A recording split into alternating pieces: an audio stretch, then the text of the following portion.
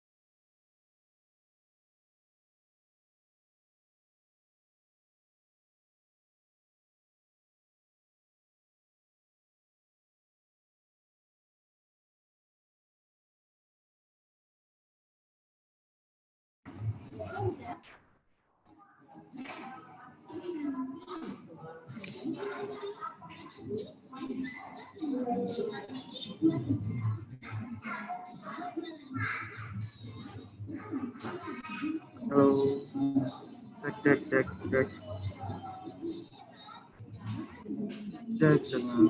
pagi.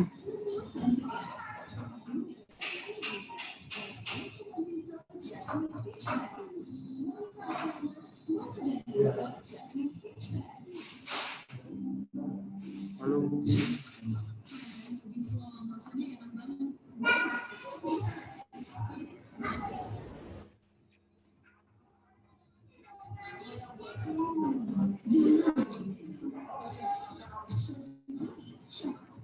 Cek.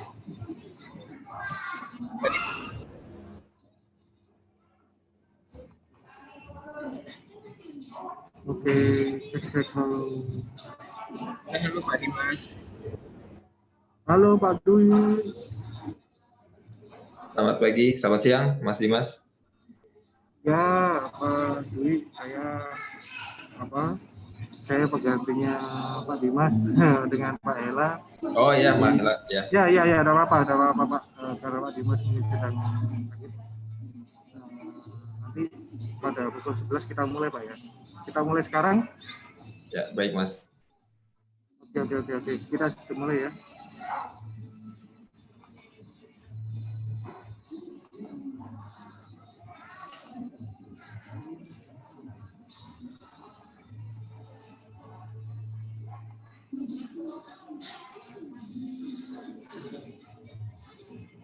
Halo, selamat pagi Pak Dimas.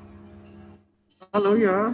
Ya, nanti mohon maaf Pak Dimas, nanti jika Pak Dwi sudah mulai presentasi, mohon di-mute untuk Pak Dimas ya, supaya clear suara Pak Dwi. Terima kasih Pak. Oke, terima kasih. Selamat pagi. Assalamualaikum warahmatullahi wabarakatuh.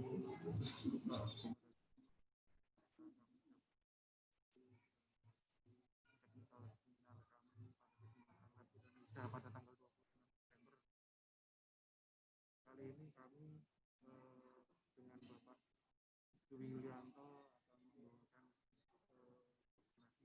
membawakan dioksin analisis estimasi spektrometri. Sebelumnya kami perkenalkan, kami PT Detek Jaya. Kami berdiri sejak tahun 1994. Kami menjadi authorized Shimadzu pada tahun 1978. Kemudian kami merupakan supplier terbesar di bidang analytical dan measurement system. Office kami ada di Jakarta, Bapak Ibu sekalian. Kami juga ada di Surabaya, dan Solo untuk bisa mengcover seluruh area di Indonesia. Ini adalah beberapa website kami. Kemudian Bapak Ibu, ini adalah coverage area ya dari PT Detek Jaya, bisa menghandle dari Sabang sampai Merauke ya. Dengan 48 customer support team dan 25 product specialist. Instrumen bersama PT Detek Jaya adalah biggest population analytical di Indonesia ya Bapak Ibu. Nah, kemudian di sini saya akan memperkenalkan speaker profile. Beliau sekarang adalah laboratory manager di PT Saraswati Detek. Beliau mendapatkan gelar sarjana di tahun 2002 yaitu di Universitas Indonesia. Beliau sudah memiliki pengalaman 18 tahun di bidang ya Bapak Ibu. Nah, kemudian saat ini beliau bertugas untuk koordinasikan penerapan QA, QC untuk semua jenis pengujian sesuai dengan ISO 17025 dan juga mengidentifikasi penyimpangan dari prosedur pengujian dan mengambil tindakan untuk mencegah atau meminimalkan penyimpangan tersebut. Nah, ini PT Saraswati Indonesia dengan PT Detek Jaya juga pernah melakukan kolaborasi berupa halal seminar pada Oktober.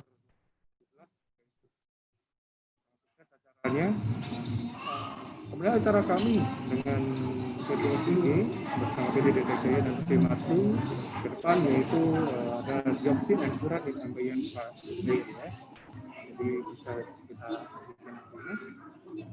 Di sini saya akan membacakan technical seminar. Yang pertama opening dan pembacaan kata kunci selama 5 menit, kemudian dilanjutkan dengan presentasi oleh Bapak Dwi Yulianto selama 30 menit. Kemudian kita lanjutkan dengan Q&A session dan closing untuk 10 menit terakhir. Untuk Q&A bagi bapak-bapak dan ibu-ibu sekiranya ada pertanyaan yang masih mungkin belum dijawab, bisa di submit di Q&A detailnya Q&A, nanti akan saya sampaikan di kolom chat ya. Kemudian untuk sertifikat Bapak Ibu mohon maaf juga bisa mengisi data di detail kami. Kemudian terus dari technical seminar ini semua peserta akan kami kondisikan mute, akan membantu ke materi biar dia fokus untuk menyampaikan presentasinya. Kemudian pertanyaan-pertanyaan bisa diajukan materi saat berlangsung di media Q&A. Dari pertanyaan yang telah masuk, nanti akan diberi beberapa pertanyaan untuk dijawab langsung oleh pembicara. Dikarenakan keterbatasan waktu, Bapak Ibu, untuk pertanyaan tambahan maupun pertanyaan yang belum dapat terjawab, silakan peserta mengisi Google ya. Agar nantinya akan kami jawab melalui email. Oke, demikian. Terima kasih untuk waktu dan tempat dari Bapak Yulianto Laksono. Silakan. Baik, suara saya jelas ya, Pak Dimas, Pak Hela? Jelas Pak, siapa? Baik. Saya coba share screen dulu.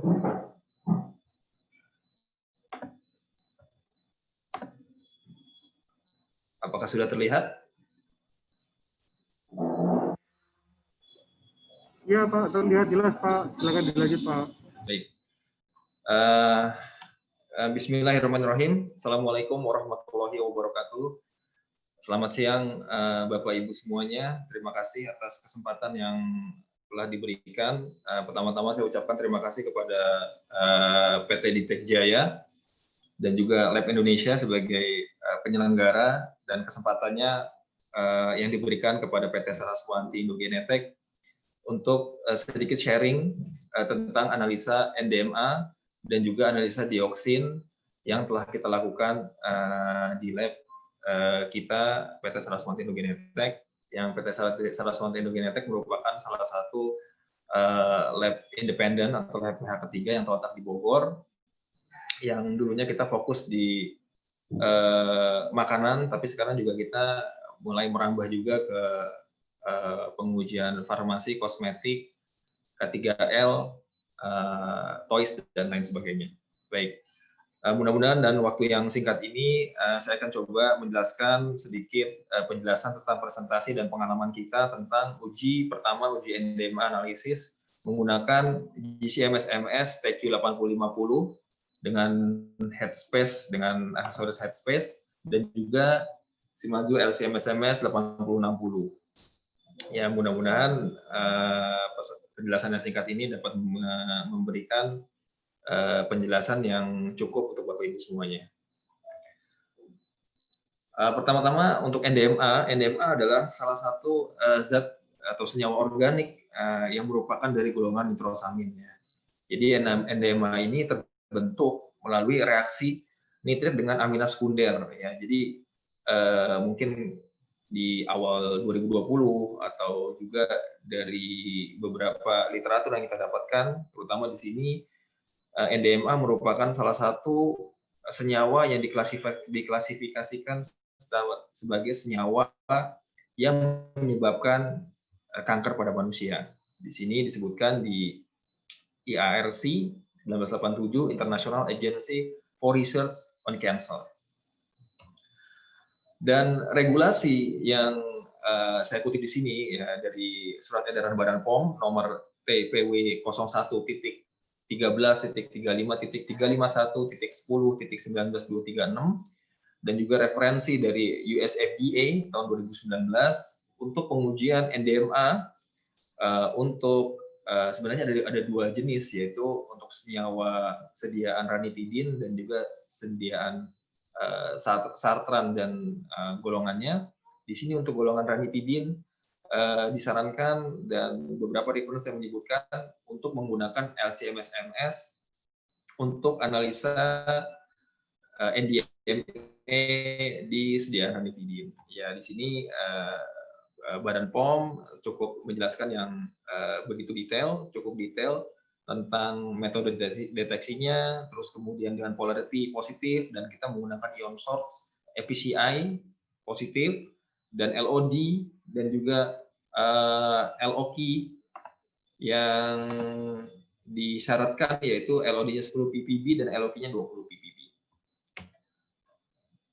Dan juga reference yang tadi saya sempat sebutkan bahwa untuk golongan santan kita disarankan menggunakan GCMS-MS, menggunakan Headspace sebagai alat untuk menganalisanya dengan NDMA limit quantification sebesar 0,05 ppm dan juga NDEA 0,03 ppm. Dan di SIG pada umumnya atau di Saraswati untuk golongan sartan kita menggunakan GCMS-MS 8050 dengan Headspace, dan untuk ranitidin kita menggunakan LCMS-MS yang kita punya ada 2 8060 dan 8045, tapi di sini kita menggunakan LCMS 8060. Dan hasil yang diperoleh untuk validasi yang kita lakukan di GCMS-MS, di sini kita menggunakan NDMA dengan standar mix dari 1 ppb sampai 50 ppb. Dia kita hasilkan linearity yang cukup baik, 0,999 sekian untuk hasil analisa NDMA menggunakan GCMS-MS dengan aksesoris Headspace. Dan yang kedua, untuk golongan sediaan ranitidin kita menggunakan LCMS-MS, karena kalau misalkan kita menggunakan GCMS, biasanya kita akan mencapai masalah karena detektornya akan saturated, karena ranitidin akan menguap dan akan mengenai detektor, dan kita juga dapat menghasilkan hasil analisa yang atau recovery atau linearity yang cukup baik, dari standar dari 2 ppb sampai standar 20 ppb yang dipersyaratkan dari Badan POM. Alhamdulillah kita mendapatkan regresi yang baik, yaitu 1. Sehingga dari penjelasan yang singkat ini dan literatur yang kita peroleh untuk analisa dan validasi ranitidin dan juga saltran untuk analisa NDMA di SIG, pengalaman kita di golongan sartan dengan GCMS-MS 8050 dan Headspace, kita menambahkan LOD 9,97 ppb dan LOK 19,74 ppb. Dan untuk golongan ranitidin, kita juga mendapatkan LOD 9,75 ppb dan juga LOK 19,86 ppb. Sehingga untuk persyaratan Badan POM yang dipersyaratkan dari surat edaran Badan POM, alhamdulillah kita dapat melakukan hasil sesuai dengan requirement yang dibutuhkan. Dan next project yang akan kita lakukan, kemungkinan beberapa surat edaran dan juga permintaan dari customer kita, nextnya kita akan melakukan project validasi analisa NDMA NDA di sediaan metformin, karena ada beberapa request dan dari beberapa surat edaran Badan POM yang mensyaratkan metformin untuk diuji NDMA dan juga NDA. Baik, untuk presentasi pertama mungkin saya cukupkan, akan saya langsung lanjutkan ke presentasi yang kedua, yaitu analisa dioksin. Ya, silakan.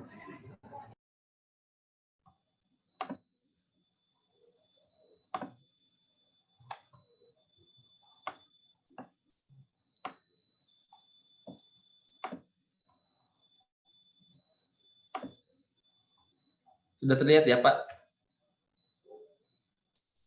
Sudah terlihat, Pak.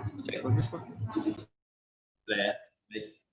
Saya akan lanjut ke sharing pengalaman kita untuk dioksin dan furans analisis menggunakan, di sini kita gunakan GCMS-MS PQ8050 dari Shimadzu. Mungkin sedikit sharing tentang dioksin. Apa sebenarnya dioksin dan furans? Dioksin dan furans merupakan salah satu senyawa merupakan polychlorinated dibenzoparadioksin (PCDD), dan furans merupakan polychlorinated dibenzofuran (PCDF) yang merupakan suatu senyawa yang sangat kecil yang akhir-akhir ini mungkin disebutkan dalam beberapa stakeholder yang menginginkan analisanya bahwa salah satu penyebab kanker pada manusia. Dan dioksin di sini mempunyai 75 congeners dan furans mempunyai 135 congeners, dan di antara congeners tersebut yang beracun adalah di PCDD ada 7 congeners dan di furans ada 10 congeners. Jadi untuk analisa dioksin yang kita lakukan atau pengalaman kita yang kita lakukan di lab kita, ada 17 congener toxic indikator di PCDD maupun PCDF yaitu furans, dan ada satu congener yang paling beracun yaitu di TCDD 2378 tetrachloro dibenzoparadioksin. Dan apa sebenarnya dioksin? Ya mungkin dioksin sebenarnya merupakan senyawa yang tidak digunakan spesifik untuk suatu industri, tapi dioksin merupakan salah satu senyawa hasil samping baik itu dari industri paper, industri kertas, industri baja, industri pestisida, dan juga hasil samping industri dari industri plastik, ya sisa pembakaran dari PVC plastik, dan juga hasil samping dari waste dari insenerator, ya. Jadi kayak misalkan pembangkit listrik, terus kemudian pabrik-pabrik yang seperti pabrik keramik yang memerlukan insenerator, dan biasanya dioksin itu terbentuk dari hasil samping proses industri yang dilakukan pada umumnya. Dan bagaimana dioksin dan furan dapat masuk ke dalam tubuh kita? Yang pertama, yang berdasarkan penelitian yang dilakukan oleh WHO dan referensi yang kita baca, yang pertama adalah kita menghirup partikel atau udara yang terkontaminasi oleh dioksin. Dan yang kedua, kita juga minum minuman atau air minum yang terkontaminasi oleh dioksin. Apakah itu dari air sumur, apakah itu dari air tanah, atau dari sumber-sumber air yang biasanya kita minum. Yang ketiga adalah kita mengkonsumsi makanan yang terkontaminasi juga oleh dioksin. Dan bagaimana dioksin itu dapat memapar atau mengekspos tubuh kita? Yang pertama mungkin yang tadi saya jelaskan bahwa hasil samping dari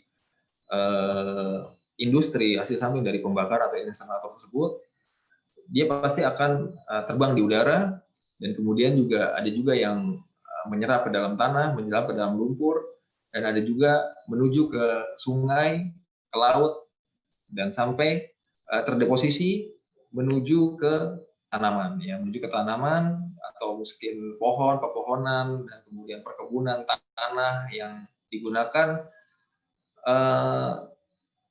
bahan makanan ruminansia, ya, seperti, dan akan terakumulasi di jaringan lemak, ya. Di sini ada ruminansia, yaitu yang biasa kita konsumsi adalah sapi, kemudian juga kambing, kemudian juga di sini poultry, ya, unggas bisa berupa ayam, bebek, terus kemudian juga unggas yang lain, dan kemudian ikan, baik ikan itu ya ikan laut, ikan air tawar, dan juga hasil-hasil dari poultry tersebut, ya, seperti telur, terus kemudian juga dari, kalau misalkan dari manusia itu adalah susu, produk susu dan keturunannya seperti keju dan lain sebagainya macam, yang dimana kalau misalkan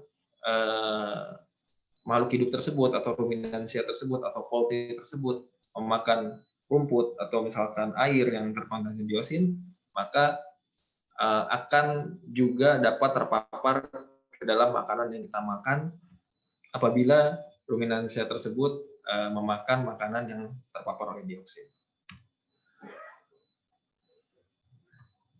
Dan sebenarnya apa efek samping atau yang health effects yang dapat mengakibatkan kalau misalkan kita terpapar oleh dioksin. Yang pertama adalah apabila kita untuk terpapar dioksin dalam jumlah yang yang cukup, maka untuk yang short term atau jangka pendek akan mengakibatkan skin disease, chloracne ya, mungkin seperti jerawat, bisul, terus kemudian juga pencoklatan kulit, dan kemudian juga gangguan fungsi hati. Untuk jangka panjangnya, apabila kita terpapar dioksin, berdasarkan literatur yang kita baca, kita dapat mengalami kegangguan dalam sistem imun tubuh kita, terus kemudian juga dapat mengalami gangguan pada sistem saraf, dan dapat mengalami gangguan pada sistem endokrin, dan juga dapat mengalami gangguan pada sistem reproduksi. Dan juga apabila kita terpapar secara kronis, dapat menyebabkan kanker pada manusia. Dan maksimum level di food, ya, sementara ini kita melakukan analisa atau development di food berdasarkan peraturan Badan POM. Di sini saya sadur di tahun 2009, nomor HK 0006152411, beberapa jenis makanan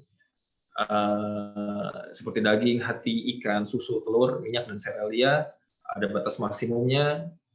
Dari TEQ atau toxicity equivalent, ada yang 3 pikogram, 6,1, 0,9 sampai 0,46. Pun literatur dari luar negeri seperti Commission Regulation IC 1881/2006 tentang maksimum level beberapa foodstuff ya, seperti daging, seperti hati, seperti susu, telur, dan segala macam, juga mensyaratkan persyaratan yang sangat kecil, hampir seperti yang disyaratkan oleh negara kita, Badan POM, ya, rata-rata 3 pikogram, 0,75, 2 pikogram, dan lain sebagainya.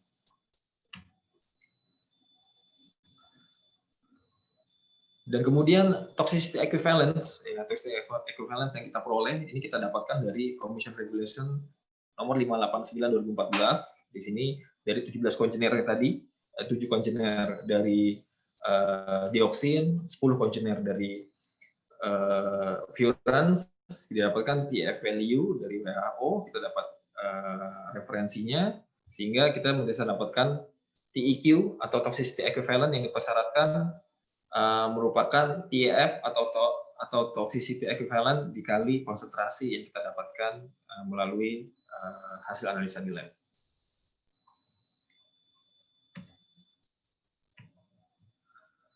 Dan basic requirement atau persyaratan dasar yang harus kita penuhi untuk analisa prosedur dioksin atau dioksin like PCB dan lain sebagainya di lab kita, yang pertama adalah berdasarkan Commission Regulation nomor 589/2014, pertama kita melakukan analisa di range yang sangat rendah, ya mungkin level pikogram, bahkan pentogram, beberapa standar yang kita peroleh akan menggunakan level-level pentogram, sehingga harus kita melakukan analisa sangat berhati-hati, terutama masalah safety-nya ya, safety-nya terkait mungkin safety untuk chemisnya, terus kemudian juga berhati-hati karena kita jangan sampai cross contamination karena memang itu sangat kecil, dan kedua yang kita pastikan bahwa memang kita memerlukan instrumen yang cukup sensitif untuk melakukan analisa dioksin di lab kita.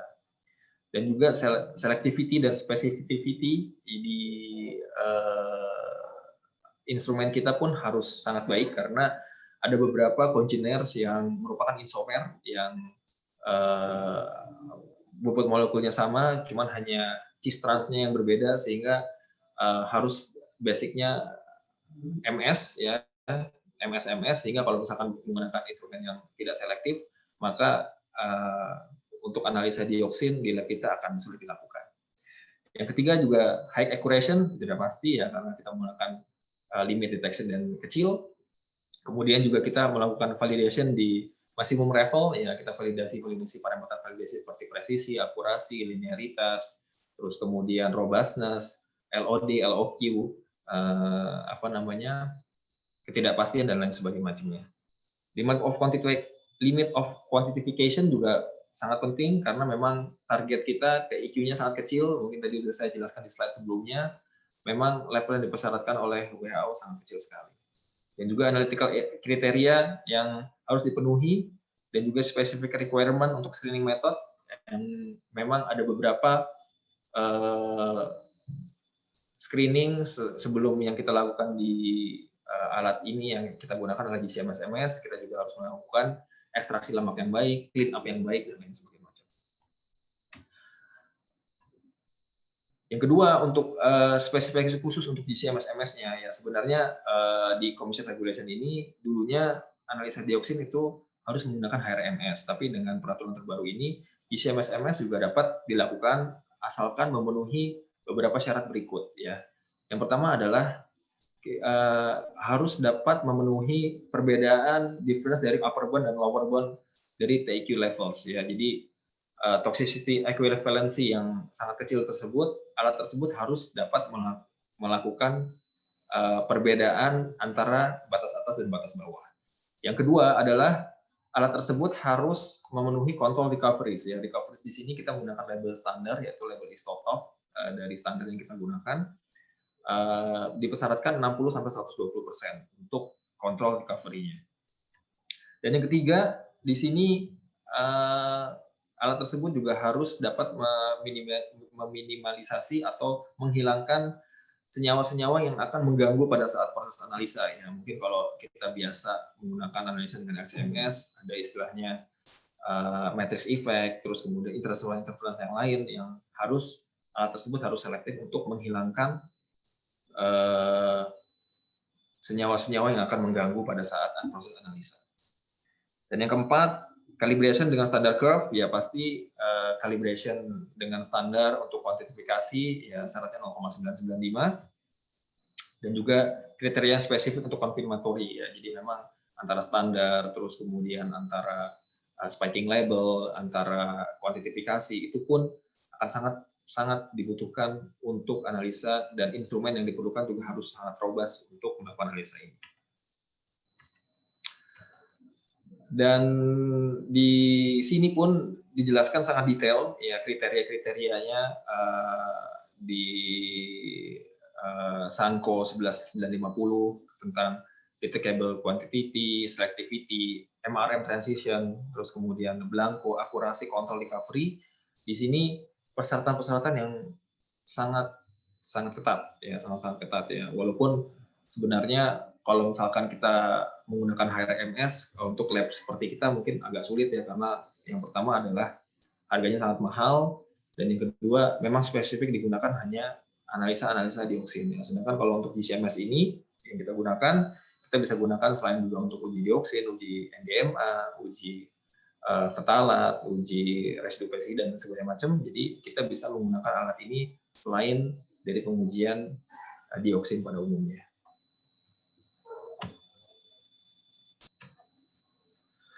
Secara umum analisa dioksin itu terbagi tiga. Yang pertama adalah ekstraksi lemak, ya. Jadi sampel yang merupakan fat tissue atau jaringan lemak, bisa daging, bisa telur, bisa susu dan segala macamnya akan kita ekstraksi lemaknya. Dan biasanya standar label, standar spiking recovery akan semuanya kita masukkan di sini ya, untuk memastikan bahwa analisa dan ekstraksi kita sangat-sangat baik dilakukan ya, untuk melakukan kontrol apakah karena faktor-faktor analisa di dioksin ini sangat panjang, sehingga kita harus memastikan bahwa setiap langkah yang kita lakukan harus memenuhi standar recovery yang dipersyaratkan ya. Jadi kita harus memastikan bahwa ekstraksinya harus bagus, terus kemudian juga setelah ekstraksi kita melakukan clean up, pemekatan. Kita di sini menggunakan Dextex setelah kita dapat ekstraksi lemaknya, kemudian kita juga melakukan clean up di alat ini, lalu setelah itu baru dapat kita analisa di GC-MS, yang di sini kita gunakan GC-MS TQ 80509. Dan di sini seperti persyaratan yang tadi dipersyaratkan dari Commission Regulation dan juga SANCO, bahwa kita harus melakukan analisa di low working range dan limit quantification. Di sini standar yang saya ambil contoh adalah 2378 TCDD. Analitnya itu sebesar 20 femtogram per mikroliter, jadi sangat kecil sekali. Di sini dipersyaratkan dari femtogram, terus kemudian di sini juga dari nanogram, dan dari pikogram, sehingga alat ini juga harus dipastikan bahwa kita harus bisa memastikan bahwa dengan konsentrasi yang kecil ini, biasanya kita gunakan standarnya dari Cambridge ya, standar itu sangat kecil, sehingga harus dipastikan bahwa setelah kita inject dapat melakukan hasil peak yang bagus, dapat memberikan shape yang bagus, dan juga dapat dipastikan untuk melakukan analisa untuk step selanjutnya.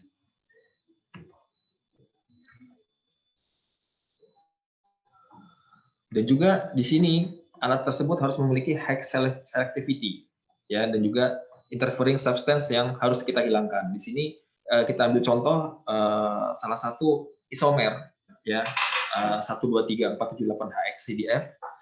Di sini instrumen tersebut atau alat ini dapat memberikan pemisahan yang cukup baik dan dapat memberikan perbedaan dan selectivity, dan dia bisa membedakan antara cis dan trans, sehingga untuk kita dapat melakukan proses data itu akan memudahkan kemis untuk melakukan proses data untuk kuantifikasi ya.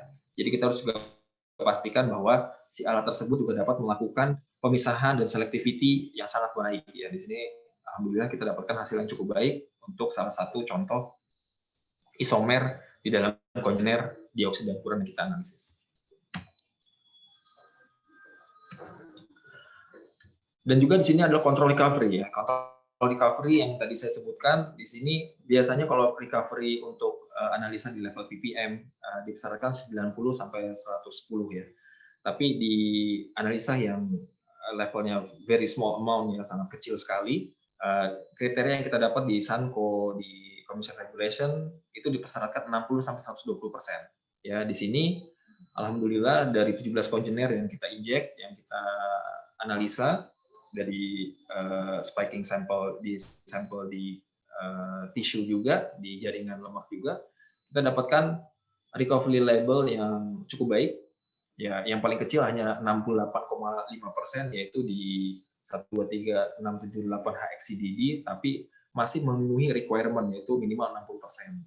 Yang lain sih alhamdulillah kita dapat hasil yang cukup baik, hanya ini yang lebih kecil, tapi alhamdulillah masih juga memenuhi persyaratan yang dipersyaratkan oleh Commission Regulation.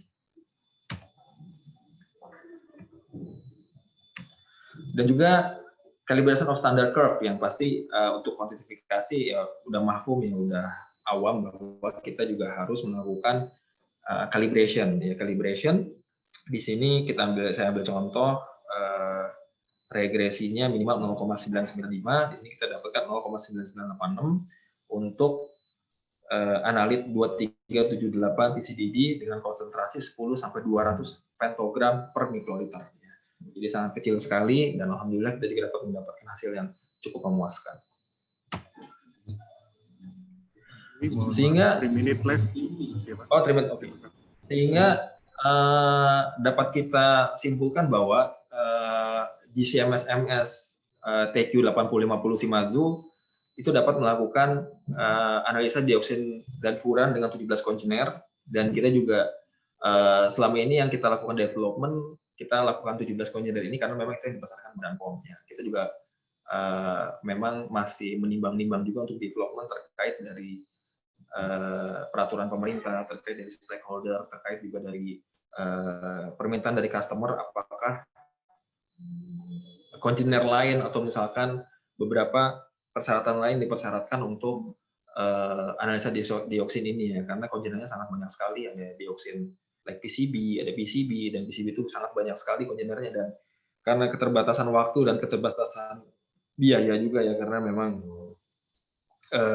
standar dioksin itu cukup mahal, tapi ya memang kita juga butuh kerjasama juga dari stakeholder, kita juga dapat membutuhkan informasi juga dari customer, kira-kira next step itu dioksin yang standar yang mana yang harus kita development gitu, karena memang pembeliannya pun akan begitu sulit masuk ke Indonesia ya, karena analisa atau misalkan standar yang sangat dangerous gitu. Jadi pengujian ini sangat butuh effort yang cukup lumayan gitu ya. Dan juga yang tadi juga sudah disampaikan sama Pak Hela tadi, untuk next project memang kita akan melakukan kolaborasi dengan antara SIG, terus kemudian AS ya, Anugerah Analisis Sempurna, salah satu sister company kita untuk melakukan analisa dioksin dan ukuran di udara ya, karena di Indonesia sepengalaman atau sepengetahuan kita belum ada lab di Indonesia yang dapat melakukan analisa dioksin di udara. Ya biasanya para customer atau para stakeholder melakukan analisa dioksin di udara itu biasanya di luar negeri ya. Jadi kita berharap sebenarnya kita udah melakukan development di bulan Oktober dan di bulan September, tapi qadarullah validasinya belum selesai sehingga saya tidak bisa menampilkan hasilnya di sini. Tapi kita berharap di 2021 kita dapat merilis atau kita dapat melakukan analisa dioksin di udara sehingga kita bisa melakukan analisa dioksin yang mungkin the first lah di Indonesia yang dapat melakukan analisa dioksin di udara. Mungkin demikian, mohon maaf kalau waktunya terlewat. Terima kasih atas perhatian Bapak Ibu semuanya. Mohon maaf apabila dalam penyampaian ada yang kurang jelas dan ada yang tidak berkenan. Terima kasih atas perhatian Bapak Ibu semuanya. Assalamualaikum warahmatullahi wabarakatuh. Terima kasih Bapak Dwi dan atas presentasinya. Ya, jadi di sini halo. Ya Pak. Ya. Jadi di sini ada beberapa pertanyaan yang sudah disampaikan oleh di sini Pak. Yang pertama saya coba bacakan Pak ya. Siang Pak Dwi, untuk LOD NDMA pada metformin sendiri sudah dapat di berapa ppb Pak? Ya.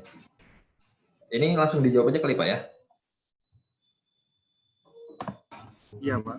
Nah, untuk metformin itu memang untuk analisa metformin, untuk disediakan metformin kita belum melakukannya Pak, karena memang kita lagi sedang kaji ulang dari beberapa customer kita, karena memang pengujian ini spesifik untuk beberapa customer yang menginginkan gitu ya, karena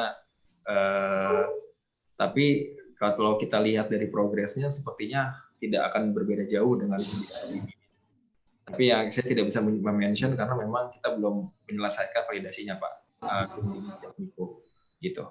Tapi progresnya sih saya pikir sudah cukup baik, tapi karena memang belum selesai jadi kita tidak bisa melakukan atau tidak bisa menunjukkan hasilnya Pak. Demikian Pak. Mungkin itu. Ya, terima kasih. Kemudian ada pertanyaan selanjutnya. Selamat siang Pak, saya ingin bertanya apa permasalahan utama untuk development pengujian dioksin ini? Ya baik. Mungkin terima kasih Bu Menik.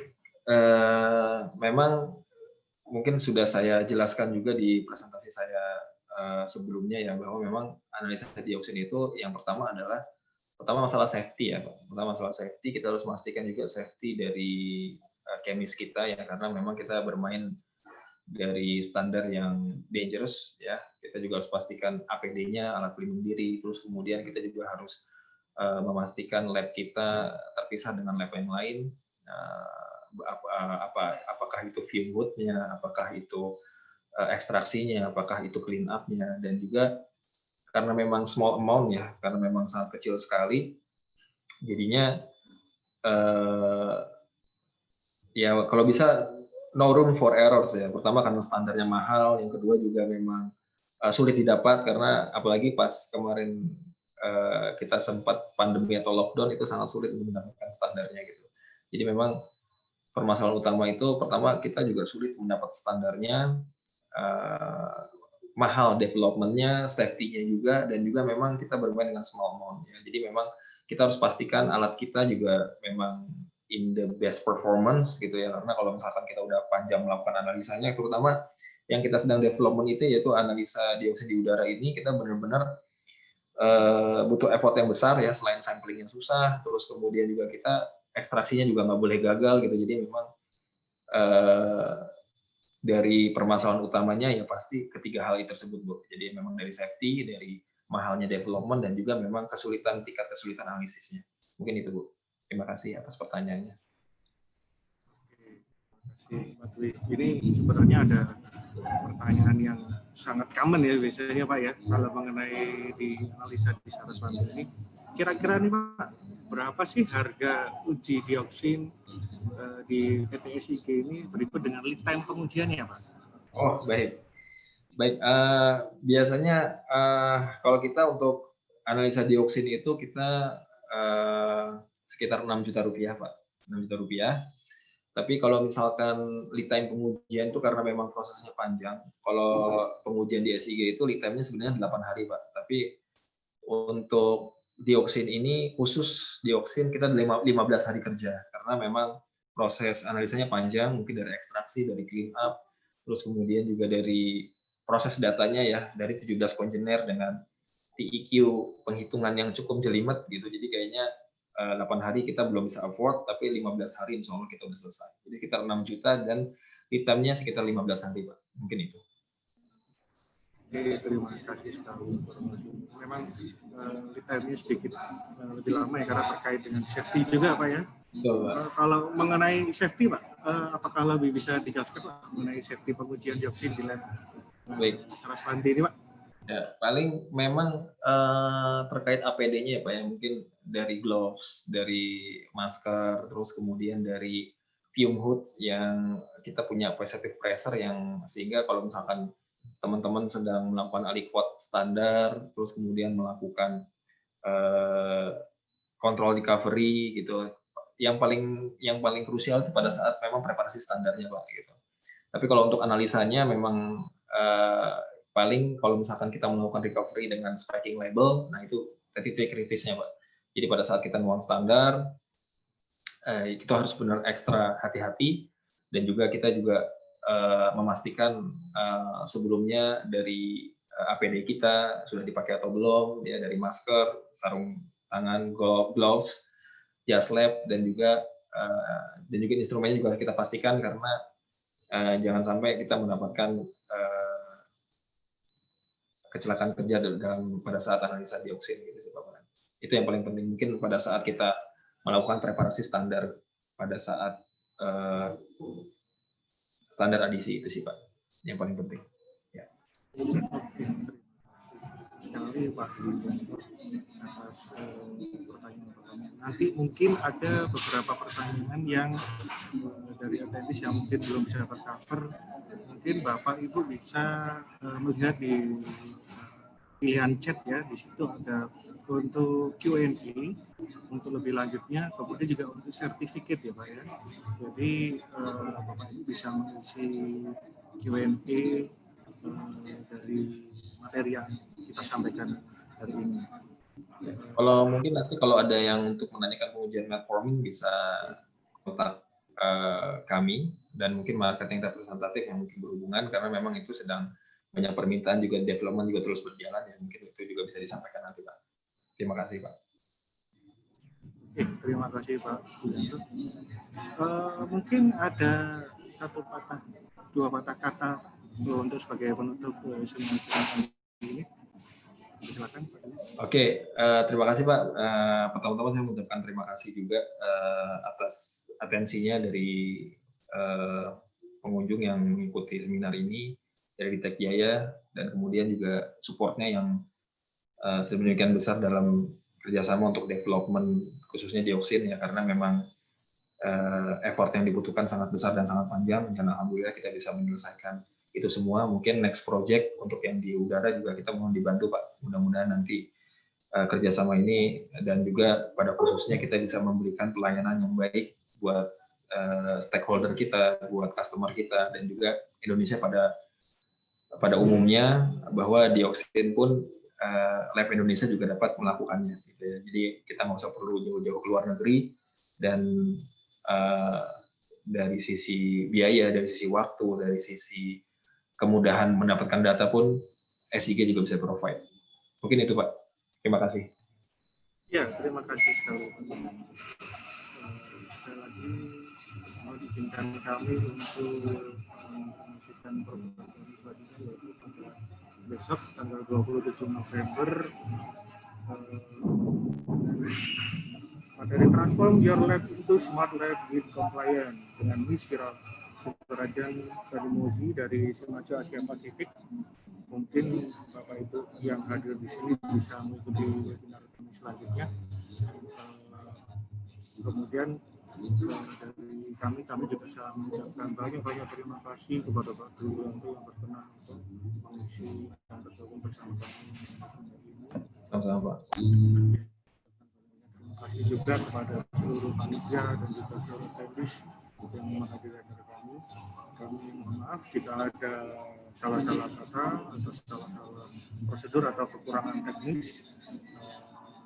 Untuk selanjutnya kami akan tutup seminar ini dan kami ucapkan banyak terima kasih.